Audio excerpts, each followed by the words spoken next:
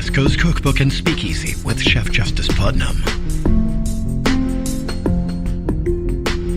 Netrootsradio.com.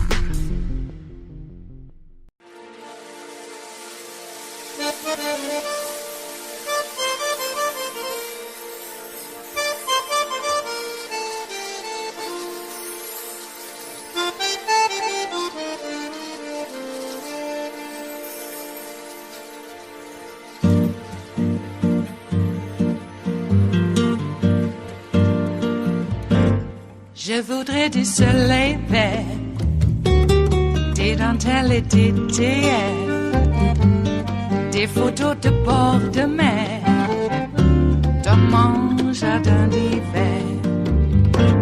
Je voudrais de la lumière, comme en Nouvelle-Angleterre. Je veux changer d'atmosphère, dans mon jardin d'hiver. Ma fleur sous la pluie de novembre, tes mains qui courent, je n'en peux plus de t'attendre. Les années passent, il est loin, là je tombe. Nul ne peut nous entendre. Je voudrais du Fred Astaire, revoir un latte. You wrote a new op-ed just this week warning about the economic pain that so many Americans are facing.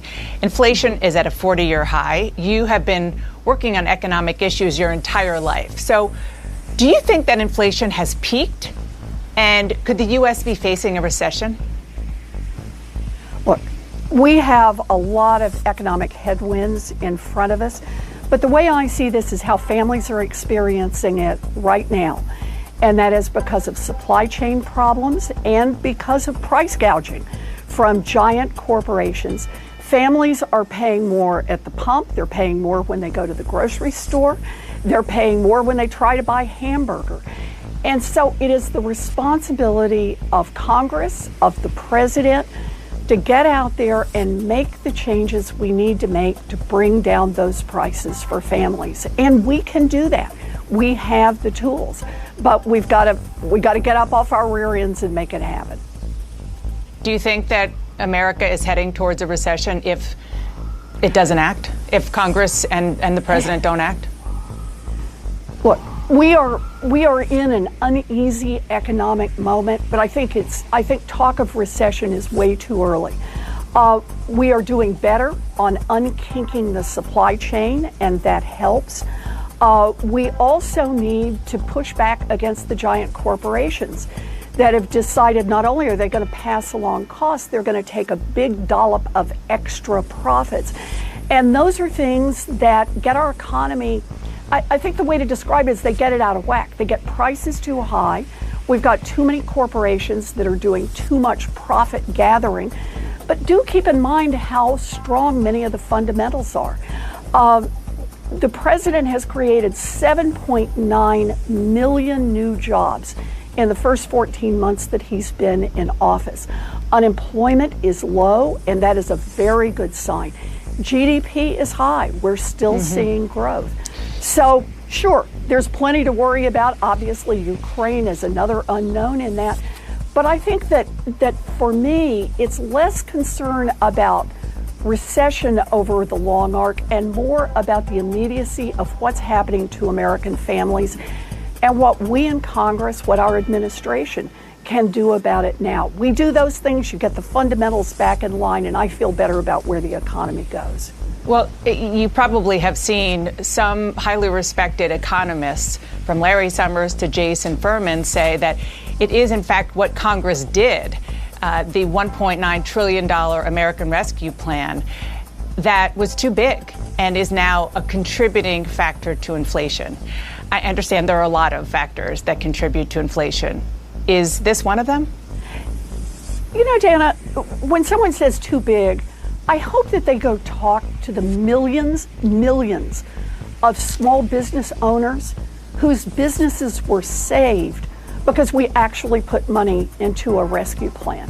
I also hope they will talk to the millions of people who've gotten vaccinations and who've gotten free testing, because that's how we bring COVID under control, so that businesses can be open, so that this economy can move forward.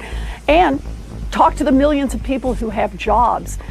Just over a year ago, the economists were predicting that we were going to be facing multiple years of high unemployment and low GDP. But because the Democrats acted, and let's be clear, the Democrats last spring had to act alone, couldn't pick up a single Republican vote. Because the Democrats acted, we have the basics, we have the fundamentals working in this economy. And there's the difference. The Democrats are out there trying to do something. We're trying to save small businesses. We're trying to lower costs for the family who's standing there at the grocery checkout line and trying to figure out what to send back because they don't have enough money to cover. And what are the Republicans doing? They're saying, let's fight the culture wars. They have no ideas on the economy other than to impose pain on American families and small businesses. That's not an idea. What they want is they want power for themselves rather than to help the American people. You're talking about Republicans. Midterms are now less than 200 days away. I want to share part of President Biden's message to Democratic donors in Seattle just this week. He said, quote, "I admit to you what I haven't done. And the reason I'm getting out on the road instead of dealing with the day-to-day emergencies in my office is making the case of what we've done." Is touting accomplishments a winning strategy for Democrats in November? Look, I am very glad to talk about what we've done, obviously, and I think the president deserves real credit. But it's not enough. We've got less than 200 days until the election, and American families are hurting. Our job, while we are here in the majority, is to deliver on behalf of those families. And that means making government work for them. And there is so much that we can do, and so much, frankly, that is popular across the country among Democrats, Republicans, and independents. We can, for example, stop the price gouging. Let's authorize the FTC to investigate and prosecute on price gouging. That'll help bring down prices. Let's attack the corruption in Washington head on so that we're actually saying members of Congress can't trade in stocks. Let's cancel student loan debt. The president has the power to do that all by himself and would touch the lives of tens of millions of people across this country. There is so much we can do, and if we do it over the next 200 days, we're going to be in fine shape. This is what democracy is about. Take it to the people what we've done, but we need to get the work done. And if you don't, will you lose control of Congress? Yeah, I think we're going to be in real trouble. If we don't get up and deliver, then I believe that Democrats are going to lose. Democrats win when they work on behalf of working people. And we can't just rest on what we've already done. We need to be fighting going forward.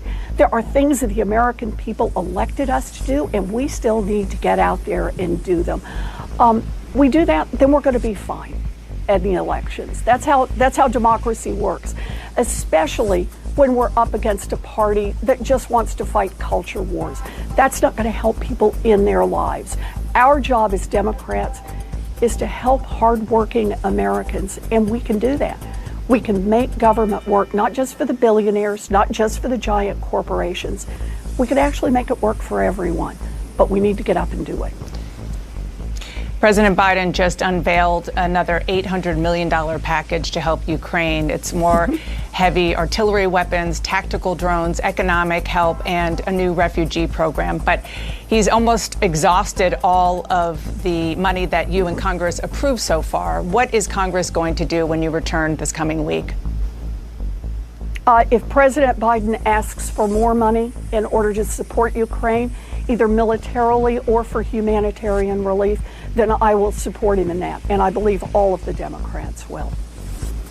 And before I let you go, I want to ask about something the New York Times reported this past week. They revealed new audio from House Minority Leader Kevin McCarthy from the days immediately following January 6th. Listen to what he said in two separate calls that, again, the New York Times reported. He told me he does have some responsibility for what happened, and he needs to acknowledge that. The only discussion I would have with him is that I think this will pass, and it would be my recommendation we should resign. You know, he's not saying that now. What's your reaction? Kevin McCarthy is a liar and a traitor. This is outrageous, and that is really the illness that pervades the Republican leadership right now. That they say one thing to the American public and something else in private. They understand that it is wrong what happened, an attempt to overthrow our government, and that the Republicans instead want to continue to try to figure out how to make 2020 election different instead of spending their energy on how it is that we go forward in order to build an economy, in order to make this country work better for the people who sent us to Washington. Shame on Kevin McCarthy. It is Monday, the 25th of April of 2022, and you are in West Coast Cookbook and Speakeasy. I am your chef de cuisine, Justice Putnam. Gunner the English Bulldog is our snoozing sous chef, and our daily special is River City Hash Mondays. Oh, yeah, you know, because when the weekend occurs, there's always something left over. And since we are open on Mondays, where a lot of people are not, we slice and dice and take what's left over, repurpose it for our own purposes, and dish out a lovely gourmet dish for your gourmet dish delight in this virtual salon that we call West Coast Cookbook and Speakeasy. Welcome. Yeah, we are in the Bistro Cafe part. Always save room for the amuse-bouche at the chef's table at the end. I know, we do things backwards here in America. We serve the salad first, and I'm doing the amuse-bouche at the end, okay? It could be savory, it could be sweet, but it's, a little tidbit, a little kiss upon your cheek as you go. All right. About your day, as you go about your day. Okay. Well, it looks like, speaking of which, going about your day in the French manner, France has resisted the fascist takeover of France again. I think that there's still a, shall we say, an institutional memory of what happened during the Vichy days. They didn't call it Vichy for nothing. Okay? And when I use the term Vichy now, when I say a Vichy repug, you know exactly what I mean. Yes, collaborators with the Nazis. Okay. They want to get rid of people who are woke, and then they want to get rid of people who are against fascism, the anti-fascists, the Antifa. What's left? You know what's left. Yeah. Regimented vacations along some sort of weird Nazi seaside resort. You'll get up at 5 o'clock and do exercises before you go out and have fun. Actually, getting up at 5 o'clock to do exercises in a Nazi regime will be fun or else. They have no idea what they're getting themselves into. All these right-wingers who are so lazy that they've never taken the time to really learn about the United States of America, its history, its government, and the people who, love it and want to live here. I got to say, for the most part, they always talk about the victimhood that they have. I don't know, what kind of victimhood is it when you can't apparently run a business without enslaving people?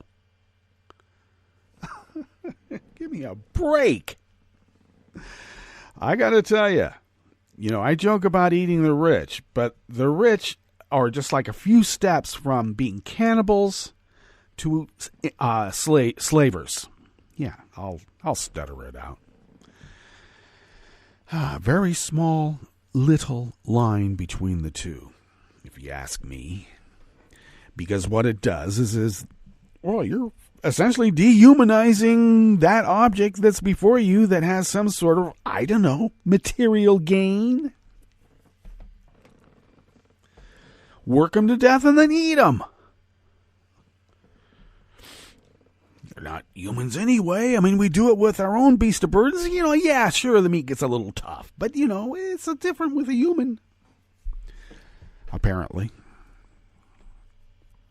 So, when they talk about eating babies and having some sort of weird international pedophile sex ring, every accusation is a confession. It is frightening when they start talking about that stuff. You know, like a key bump. I've been around the block a few times.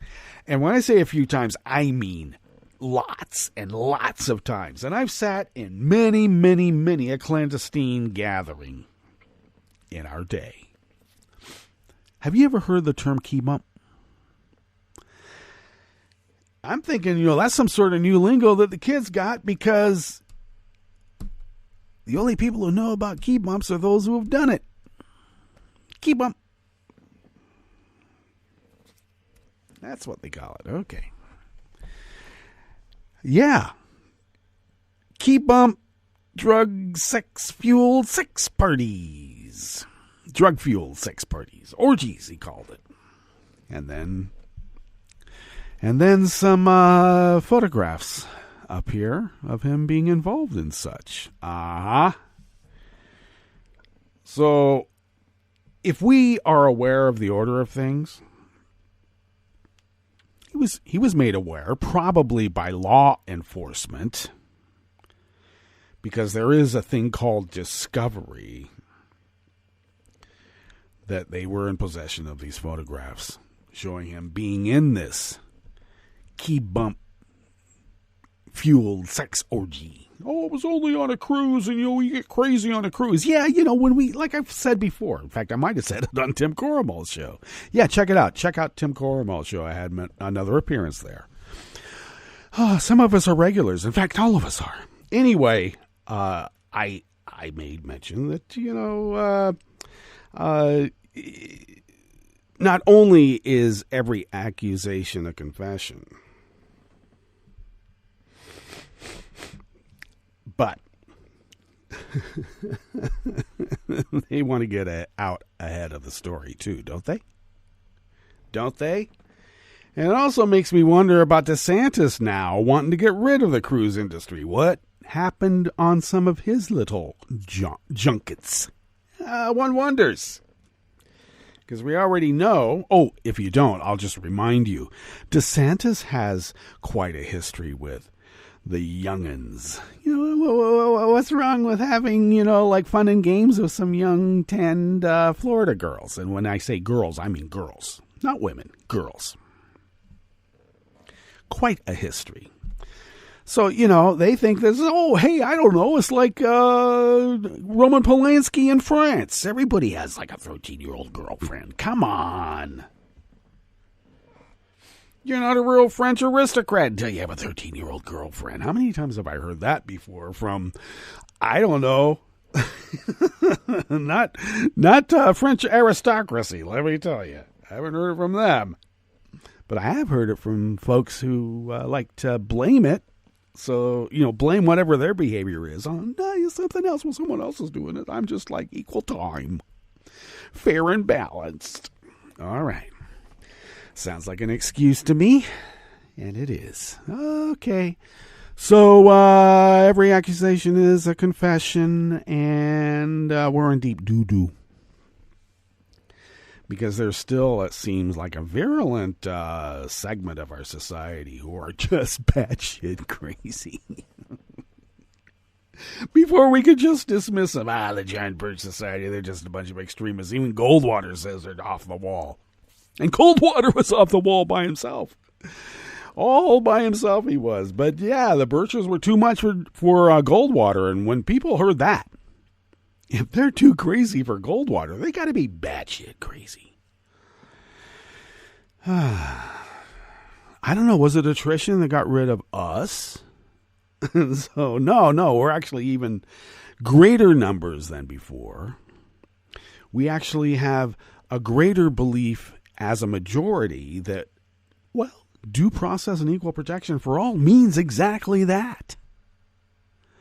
Whereas they've parsed it down, well, they're just like tourists from like a foreign country we don't like, so they don't have any rights here. Tom Cotton said that. I love that. No, they have the full protections of the U.S. judicial system as if they were citizens, because equal protection and due process for all means exactly that.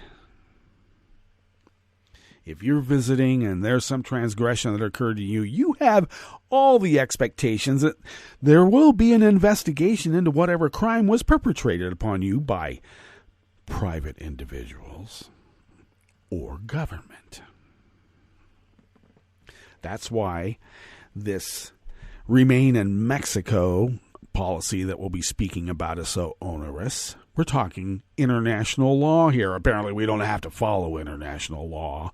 I guess we don't have treaties anymore, right? Why have a State Department if you're not going to have treaties and honor them? That's the Trump way. Judges? Have you ever heard anything so ridiculous? They have judges. Whoa, yeah, this is America, yeah.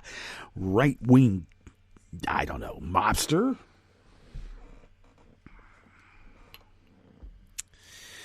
I always liked how people will argue, well, Mussolini got rid of the Sicilian mob. No, he didn't. He supplanted it into his own business. Okay? He became the head Don. The Don of Dons. Let's not kid ourselves. Boy, quite a world we live in. Happy Easter! Happy Easter to those of you of the Orthodoxy. Yeah, the Eastern Orthodoxy. Yeah. Some people call it Constantinople, some people don't. But there was a schism. And some are Roman, and some are Eastern Orthodox. And how are you? The old metropolitan up there telling Vlad, oh yeah, it's God's will for you to, genocide a whole people. Go ahead, do it. Smite them. Yeah, thanks. What I like about the Eastern Orthodoxy is that they are much closer to the original, quote, church. So at least when they're wearing the vestments, their costume, it's a lot closer to what it was really back in the day. Okay? Even before the little, nice little curvy ballerina shoes that they like to wear, the slippers. The papal slippers are really, I think, a lot of people think, is sort of like what the DH did to America. Okay? The designated hitter? When they imposed that on the American League back in the 60s, and now the National League won't send the pitcher up to bat. They have a designated hitter. Everybody called that the example of the destruction of America. And the papal slippers in a lot of religious studies are cited as being, when the Roman Catholic Church it became a little, And what is it that you know? Once you start deciding what sort of papal slippers the papal head, which is redundant in its own way, prefers, you have slipped into the perilous state of materialism, is what I'm trying to get at, rather than spiritual understanding. Mm-hmm. The shepherds of souls seem to be, I don't know, a bunch of hunter-gatherers. Here, come here, I'm going to gather you or hunt you, but you're going to get consumed either way. Thanks. Shepherd of souls. Okay, I think I'll do that. All right, enough of this metaphysical, some people might call it BS on a Monday morning. Or whatever time it is, whenever you listen to this podcast. I've noticed that Russia has had a perilous drop in listenership. I wonder why. They actually had quite a few in Russia and some of the other Slav countries and stuff. We still have some listenership in quite a few of the Slav countries, even though Vlad's been trying to block it out, apparently. But, so wherever you are, let us tell you what is on the curated part of the show as we ramble on a Monday morning. Yes, that's how it is here, at least. On the rest of the menu here, yes, at the top, Elizabeth Warren, in that wide-ranging interview, did call Kevin McCarthy a liar and traitor. And he is. This is not rhetorical, folks, okay? And I know you say that those are really terrible things to say because of what the ultimate price is for having, the T word applied. Well, it'll be tough actually to get the ultimate sentence, and we don't want that anyway. But it doesn't minimize the fact that Kevin McCarthy is a liar and a traitor. Tried to overthrow the government of the United States. And when you do that, when you're a member of government, that means you are an insurgent. Thank you very much. On the rest of the menu, the Supreme Court is set to weigh that Trump-era Remain in Mexico asylum policy that I just told you about. That's right. We are violating international law by the way that we are treating asylum seekers because the right wing says, they're faking it. Yeah. All right. Well, isn't that supposed to be adjudicated? And it has been until you guys use your xenophobia and racism. Because you lose again, it's the simplest, straw man argument that there is that you guys have ever had. All right. Same old, same old. Hey, the national average retail price of regular grade gasoline continuing to drop for weeks is a sure sign that Biden and the Dems are in disarray. All messaging. You know what? I actually saw, did you listen to that interview? Of course you did, because I forced it upon you at the top, where I think that's Dana Bash questioned, Joe Biden over the weekend went out to the Northwest and other countries to, talk up his the American Rescue Plan. And do you think that going out and talking about how great your plan is the way to go? And this is after weeks where they're complaining that Joe's not going out there talking up his plan. Get out. You give them what they want, and then it's still not enough. It kind of reminds me what happened with Obama. A lot. Well, the GOP still has questions about the financial dealings of Hunter Biden. And when they take over the government again, yes, when they take over the government again, they intend to do something about it. After the break, we move to the chef's table, where an opposition Liberal Party convincingly won the parliamentary election in Slovenia, handing a major defeat for the right-wing populist prime minister. Yeah, I know, France too. Isn't that wonderful? Yes, it is. And President Joe Biden commemorated the 107th anniversary of the Armenian genocide. And that's not done very often, I must mention. Honoring the Armenian genocide. In fact, there are many, including Vlad, who don't consider it to be a genocide. Well, Joe issued a statement in memory of the 1.5 million Armenians who were deported, massacred, or marched to their deaths in a campaign of extermination. Sounds familiar, huh? All that and more on West Coast Cookbook and Speakeasy. Bon appetit.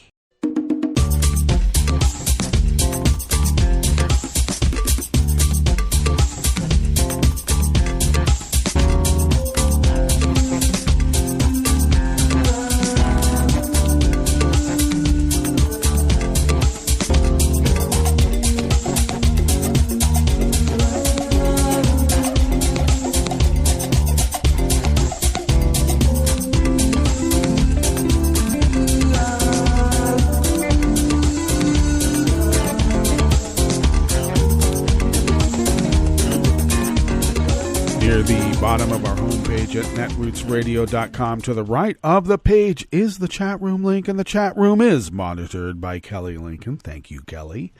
Across the page to the left, near the bottom of our homepage at netrootsradio.com.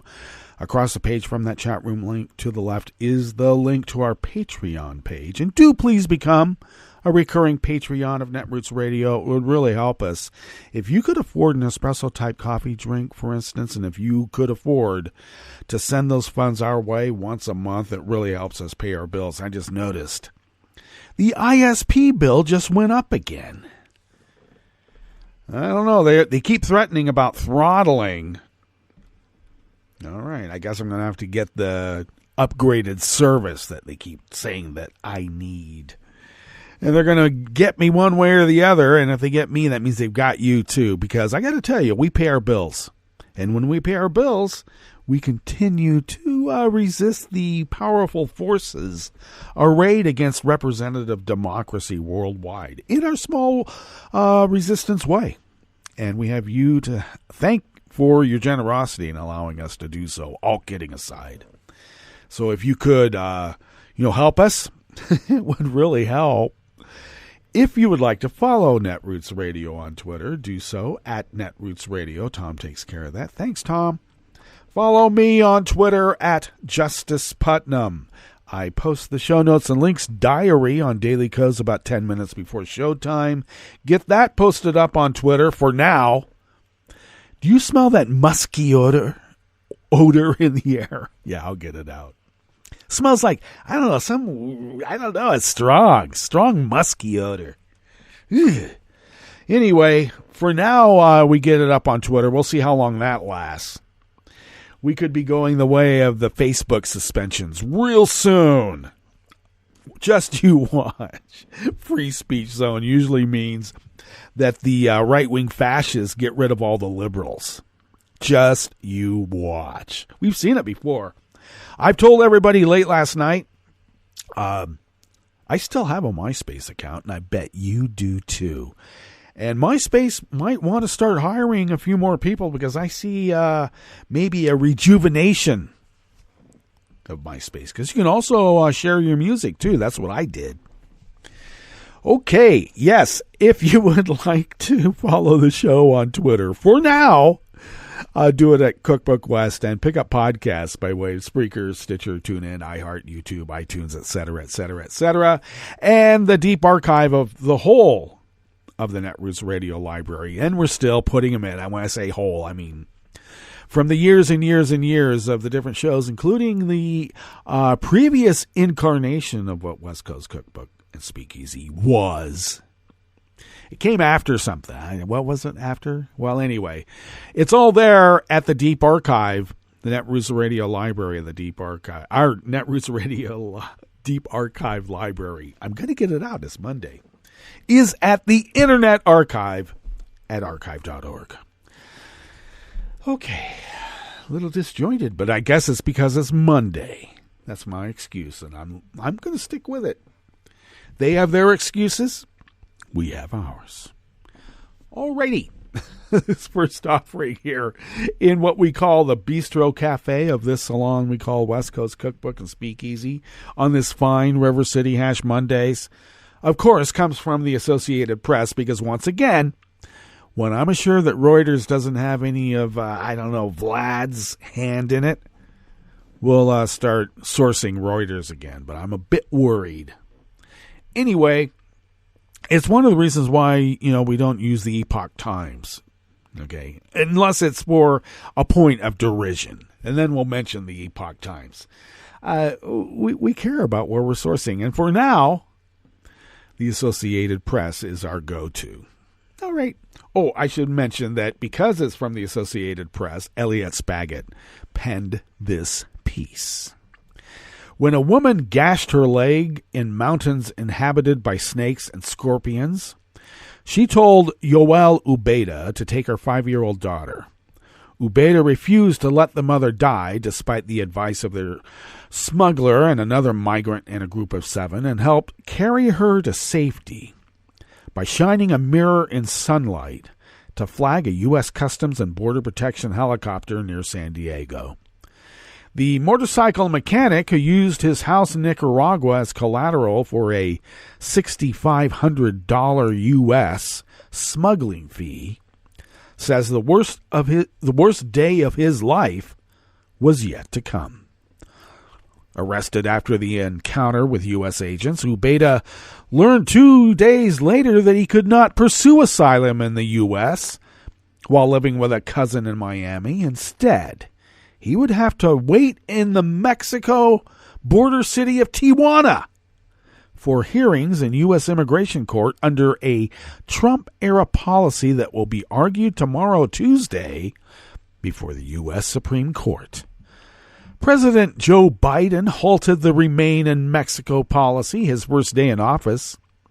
A judge forced him to reinstate it in December. Yes, a Federalist Society Trump-appointed judge. Sort of like a get back when the courts immediately said he couldn't have his, we're going to, discriminate against every Muslim in the United States and get them all out of here. We're going to get all the Muslims out of America. Remember that? So when Joe said, no, we got to go back to the old policy where they're here, as international law specifies, we signed a treaty. We're going to honor that treaty. And now we have to go before the Supreme Court, and they're going to say, treaty schmeedy. Ubeda, like many migrants at a Tijuana shelter, had never heard of the policy, officially called Migrant Protection Protocols. It was widely known under Donald Trump, who enrolled about 70,000 migrants after launching it in 2019 and making it a centerpiece of efforts to deter asylum seekers. Somehow, they have taken the word asylum and ascribed it as something negative. You're awake. You are seeing things as they are happening. You are woke. Woke is bad. Oh, you're against fascism? Antifa? You're some sort of unwashed, bearded Trotskyite then, I guess. I can't figure it out. They say Antifa is like anarchy. No, Antifa is not anarchy. Being anti-fascist is being, I don't know, a liberal democratic member of the United States as far as I'm concerned. And that's supposed to be bad. And now, an innocent person thrust across borders because of war, pestilence, famine, death, warlords, nuclear annihilation, we got to get away from it, are bad people now, asylum seekers. They're not coming here to take our jobs. They're coming here to have some of our freedoms, and we can't let people have our freedoms. What? Actually, if you want to look at the United States liberal democratic principle writ large, these concepts of equal protection and due process for all are not confined to borders. That's why we like the idea of maybe introducing some idea of, here's some democracy. Would you like a say in how your lives are being run? We're not saying have all the say, but would you like to have some?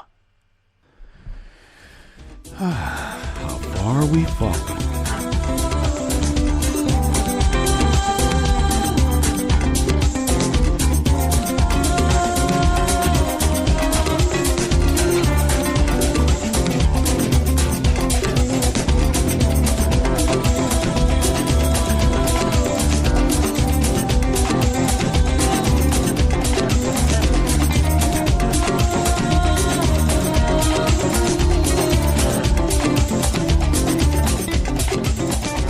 Associated Press staff bring us this next offering here in the Bistro Cafe of West Coast Cookbook and Speakeasy. The national average retail price of regular grade gasoline dropped 3 cents in the past 2 weeks to $4.24 a gallon. That brings the total decline over 6 weeks to 19 cents a gallon, leaving the current price $1.27 above a year ago at this point. And this is by the Lundberg survey, by the way. Mid-grade gasoline averaged $4.57 a gallon and premium averaged $4.83. Nationwide, the highest average price for regular grade gasoline in April on an April 22nd survey was $5.71 in the San Francisco Bay Area. The lowest average was $3.70 in Tulsa, Oklahoma. Well, yeah, but then you got to live in Tulsa. Lundberg says a national panel of markets surveys a national panel of markets twice monthly. Although crude oil prices rose in this period the past few days, saw them drop, the industry analyst Trilby Lundberg said. This is a big loss of business margin by retailers, allowed the average price to decline. And was with that big loss. Unless oil prices fall further, additional drops in pump prices are likely to be small or none. Well, that sounds like a threat.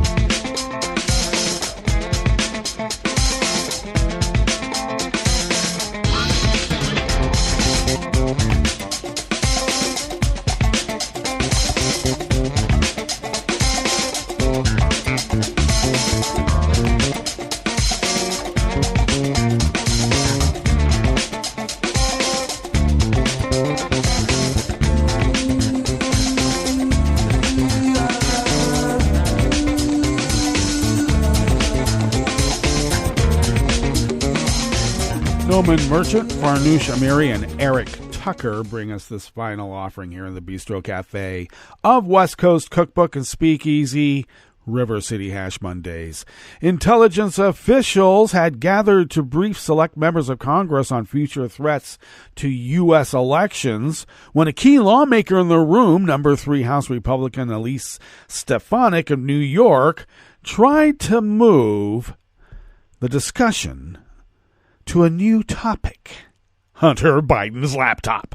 Stefanik, who serves on the House Intel Committee, asked the officials during the April 1st briefing, so it was not an April Fool's joke, apparently not, whether they had any evidence of Russian involvement in the release of Biden's laptop to the news media in the fall of 2020, a possibility floated by high-ranking former government officials in the weeks before the presidential election.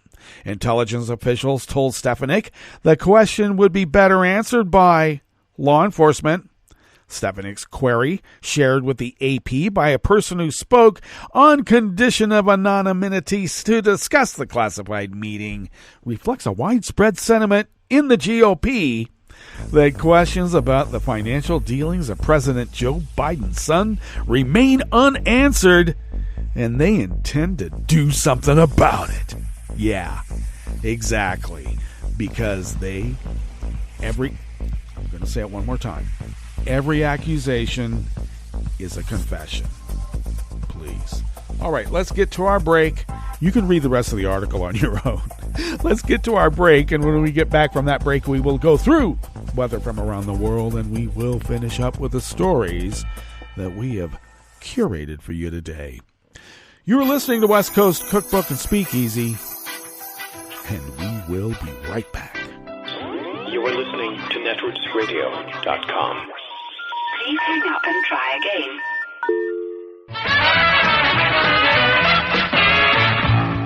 From a point at sea to the circles of your mind, a new force is at work for planetary transformation.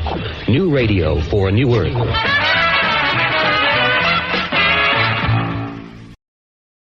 This is Take Two Movie Review. I'm Kim Lowe. This week, hang on. A Michael Bay film has a certain look to it. Namely, it cuts right to the action and is usually pretty stripped down when it comes to plot. His latest offering, Ambulance, is mostly true to form, but surprisingly has a lot more in the way of substance. It's about family, specifically two very different brothers and the ties that bind them. Along the way, it offers a rather scathing commentary on the state of the U.S. healthcare system. Ambulance is the story of two adopted brothers, Danny and Will, whose lives have taken very different paths. Danny has chosen to follow in the footsteps of their criminal father, whereas Will, a Marine Corps vet, has chosen the straight and narrow. That is, until Will's wife needs an experimental surgical procedure that an unfortunately accurately portrayed insurance company won't cover. At this point, Danny entices Will into helping out with a supposedly simple bank robbery, which could help pay for the wife's surgery. Big surprise, the simple robbery goes south, and all of a sudden the two perps and a couple of characters introduced earlier, one a star EMT, end up in a near full movie-length chase around LA featuring state-of-the-art ground and drone camera work and editing with pacing that'll literally leave you gripping your seat. Ambulance doesn't surprise often, but it does present a more interesting character study than usually found in this genre. Jake Gyllenhaal does an excellent job presenting Danny as funny, reckless, selfish, yet oddly endearing. Likewise, Yahya Abdul-Mateen plays Will as a complex man who makes a bad choice and not as a caricature. Add to this Isa Gonzalez as the cool-as-a-cucumber EMT, and this ambulance ride is well worth it. No health insurance plan needed. This has been Take Two Movie Review. I'm Kim Lowe. Catch up with us at take2moviereview.com and feed us back on our channel on YouTube.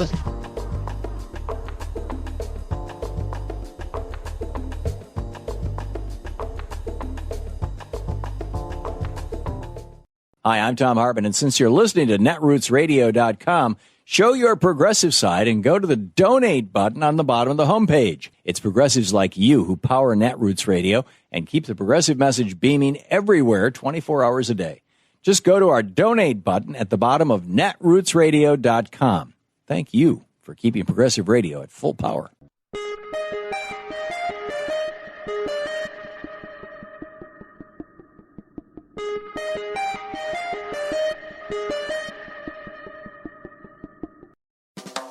Welcome to 60 Second Civics, the daily podcast of the Center for Civic Education. I'm Mark Gage. More than 15 months after the Emancipation Proclamation, Abraham Lincoln explained his action in a letter to A.G. Hodges, editor of a Frankfort, Kentucky newspaper. I am naturally anti-slavery. If slavery is not wrong, nothing is wrong. I cannot remember when I did not so think and feel. And yet, I have never understood that the presidency conferred upon me an unrestricted right to act officially upon this judgment and feeling. Thus, Lincoln justified his Emancipation Proclamation as an act of military necessity based on power granted through the Constitution to the president in his capacity as commander-in-chief of the armed forces. He believed this was the best he could do within the limitations imposed by the Constitution. Lincoln understood that a constitutional amendment was required to abolish slavery immediately and everywhere in the United States. So, he advocated an anti-slavery amendment to the Constitution. The required two-thirds vote of members of both houses of Congress was achieved by January 31, 1865. Lincoln, however, did not live to see this work completed. The proposed 13th Amendment was not ratified by the requisite 3/4 of the states until December 6, 1865. That's all for today's podcast, 60 Second Civics, where civic education only takes a minute.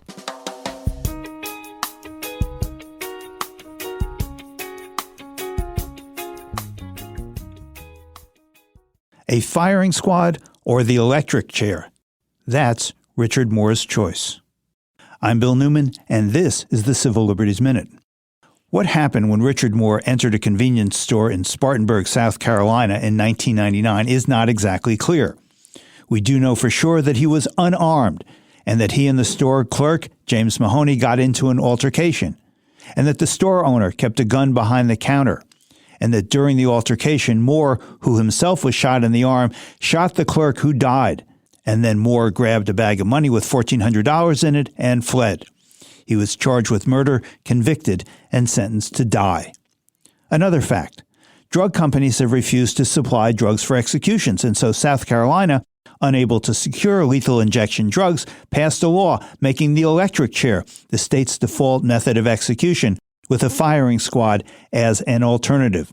In a recent court filing, Moore chose a firing squad, which calls for the condemned to be strapped to a chair, a hood put over his head, and 3 volunteer prison employees to fire their rifles at his heart. His execution date, April 29th. Moore and his lawyers contend that both the electric chair and a firing squad constitute cruel and unusual punishment. The government says both, legally, are fine.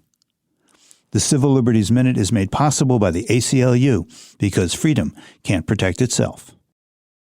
I'm Rick Smith, and this is Labor History in 2.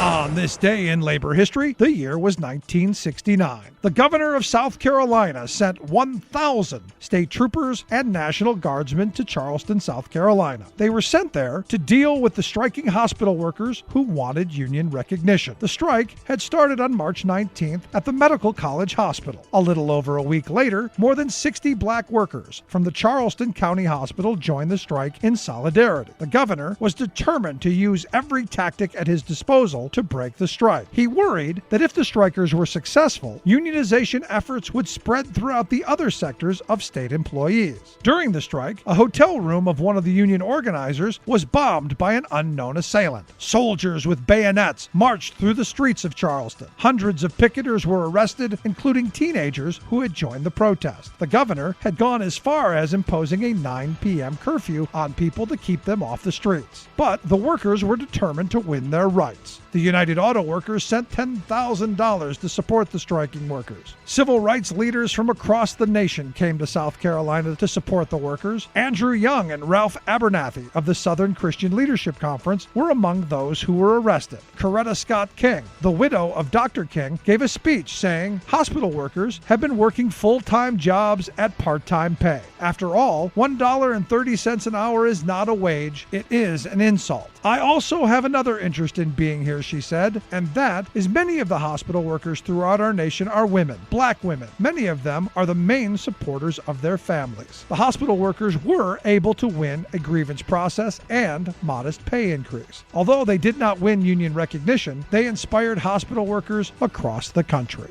Labor History in 2 brought to you by the Illinois Labor History Society and The Rick Smith Show. For more information, go to laborhistoryin2.com.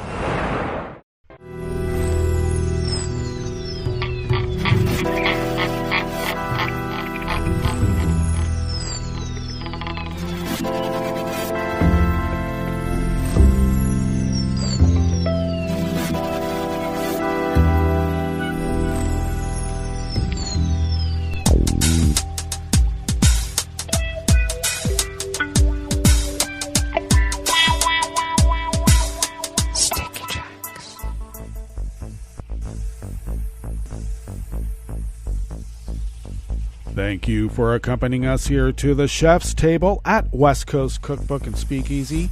We always begin, whether from around the world, along the banks of the Rogue River, in the Rogue River Valley of Southern Oregon, on the west coast of the continental United States of America, where it is currently 48 degrees Fahrenheit, expecting a high bumping 60, a bit cooler than what we had yesterday forecast. I actually think that maybe we'll get into the mid-60s, but we'll see.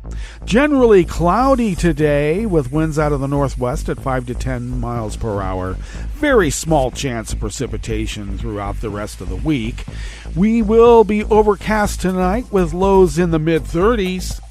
Winds out of the northwest at 5 to 10, and then intervals of clouds tomorrow with highs in the low to mid-50s.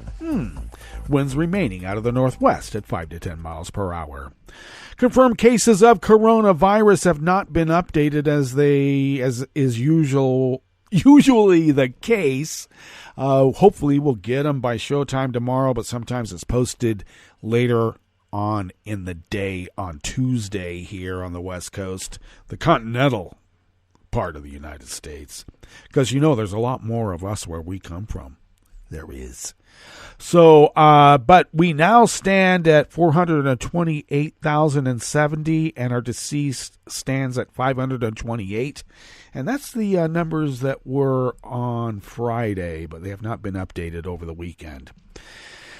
Grass pollen is rated high. Oh my gosh, right outside the window here at Rogue River proper, though the air quality index for the region is good at 31 parts per million, which means people will start burning their trash. They are allowed to do that here. Why? I just don't know. I really don't know. The daytime UV index is high at level 6, so do take care if you see that number in your area. Barometric pressure is holding steady at 30.14 inches. Visibility is up to 10 miles, and relative humidity is at 83%. Weather from around the world is brought to you by a crowd of crowdsourced weather stations that crowdsources from around the world. London is 55 and mostly cloudy.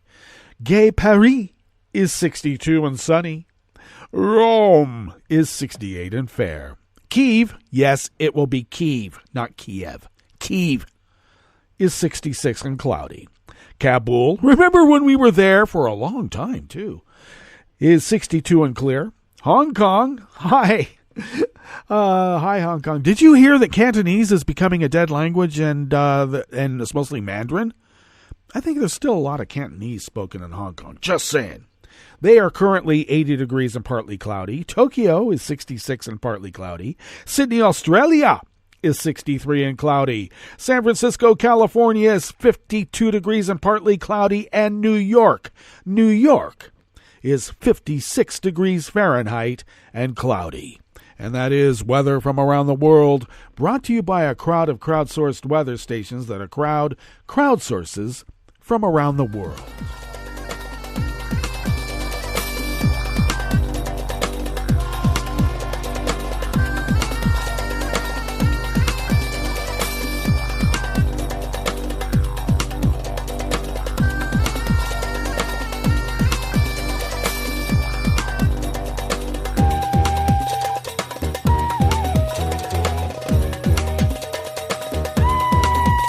Ollie Zerden of the Associated Press brings us this first amuse-bouche here at the chef's table at West Coast Cookbook and Speakeasy.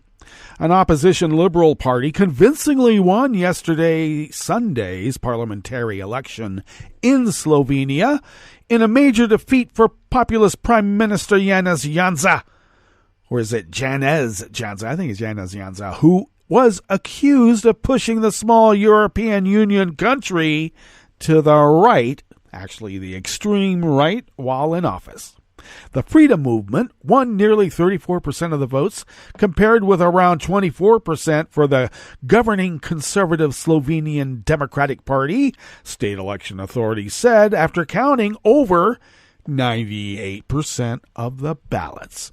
Trailing behind the two top contenders were the New Slovenia Party with 7%, followed by the Social Democrats with more than 6%, and the Left Party with 4%.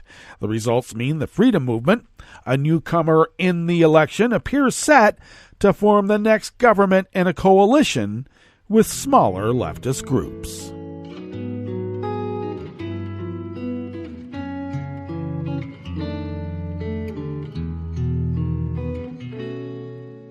Je te donne, c'est mon amour pour la vie entière.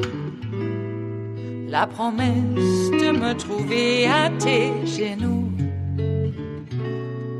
Aussitôt que tu m'appelles, rester toujours fidèle. C'est tout, c'est tout. Je te donne tous mes printemps, mes étés de mer. Mes automnes, quand les feuilles tombent partout. Si ce n'est pas une bonne affaire, je te donne tous mes hivers. Josh Bowack of the Associated Press brings us this final amuse-bouche here at the chef's table at West Coast Cookbook and Speakeasy. President Joe Biden yesterday, Sunday, commemorated the 107th anniversary of the start of the Armenian genocide, issuing a statement in memory of the 1.5 million Armenians who were deported, massacred, or marched to their deaths in a campaign of extermination by Ottoman empire forces. Turkey said Biden's declaration was incompatible with historical facts and international law. Yeah, that's what they always say. Biden's statement did not reference the Russian invasion of Ukraine, which it sure sounded like, huh? Which Biden has called a genocide, yet Biden used the anniversary to lay down a set of principles for foreign policy as the U.S. and its allies arm Ukrainians and impose sanctions on Russia. We renew our pledge to remain vigilant against the corrosive influence of hate in all its forms, the president said. We commit ourselves to speaking out and stopping atrocities that leave lasting scars on the world. All right, that brings us to the end of our broadcast period for the day, but you do know Netroots Radio broadcasts on, and we will meet up tomorrow for Tarrytown Chowder Tuesdays. So do stay tuned to Netroots Radio all day and all night for all the breaking news as it breaks, and we will meet up here tomorrow, right here, in West Coast Cookbook and Speakeasy. Bon appetit.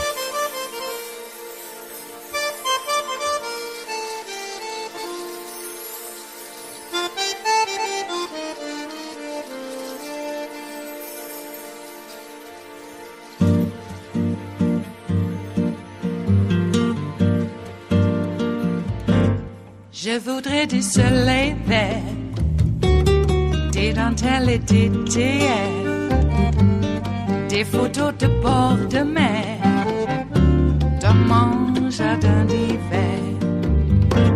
Je voudrais de la lumière, comme en Nouvelle-Angleterre. Je veux changer d'atmosphère, dans mon jardin d'hiver. Robe à fleurs, sous la pluie de novembre, tes mains qui courent, je n'en peux plus de t'attendre. Les années passent, qu'il est loin, là je tombe. Nul ne peut nous entendre. Je voudrais du Fred Astaire, revoir un latte Goël. Je voudrais toujours te plaire dans mon jardin d'hiver. Je veux déjeuner par terre, comme au long de golfe clair, t'embrasser les yeux ouverts dans mon jardin d'hiver.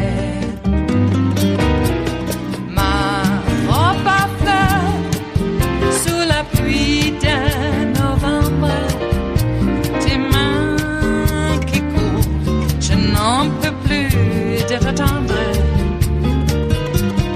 Les années passent, il est loin, là je tombe. Nul ne peut nous entendre. Ba-da-da-dum-di-da-dum. Ba-da-da-dum-di-da-dum. Ba-da-da-dum-di-da-dum. Dans mon jardin d'hiver. Ba-da-da-dum-di-da-dum. Ba-da-da-dum-di-da-dum. Ba-da-da-dum-di-da-dum. Dans mon jardin d'hiver. Dans mon jardin d'hiver. Dans mon jardin d'hiver.